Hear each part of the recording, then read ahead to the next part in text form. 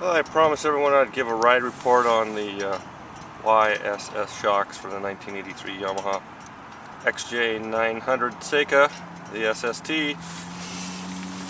And these are pretty nice replacement shock from the stock. They're mounted just like the stock shocks would be, with a reservoir forward, and the stock shock was a reservoir shock. So it has the look and much better response than the stock shock. Just did about a 200-mile loop, and got to tell you, for a $500 shock, I'm pretty impressed. Not as good as the Race Tech shocks.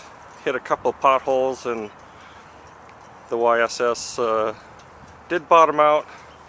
But then again, I haven't done any adjustment. That's why I'm pulled over now. We'll get our little spanner wrench out here and do some adjustments. A little on the stiff side, both in the front and in the rear on the bike. The front has a full Race Tech suspension with the gold valve. So either I'll go with a different weight oil, or I'll put another one of the little springs in, the softer spring on the adjustment for the gold valve. We'll soften it up a little bit. I would imagine for track days, which I'll do this spring with this bike, that the setting that's on it right now would be just ideal. It's really stiff right now, but I'm going to loosen it up for the day-to-day riding. The new tires, I went with a size bigger on the front and on the rear, and you can see it does clear the fender, no problem.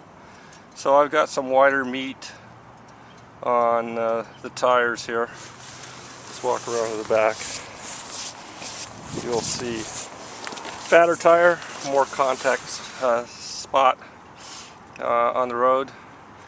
And this bike, in an earlier post, I talked about how it never felt planted. Well, I'm here to tell you the problem was solved. The motorcycle shop found that a spacer had been missing. Let me walk around to that.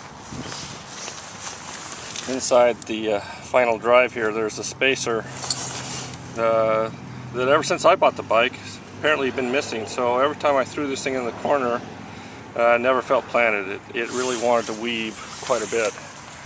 And now it's just on rails. I mean, it's absolutely phenomenal what this bike is doing. For 1983 technology, upgraded to new suspension pieces and a new set of tires. I can't even tell you how happy I am with this bike. And I really rode hard, and even riding hard with the bike, still returning at about 44 miles a gallon. If I take her easy, the best fuel mileage I've gotten off this bike is about 58 miles a gallon.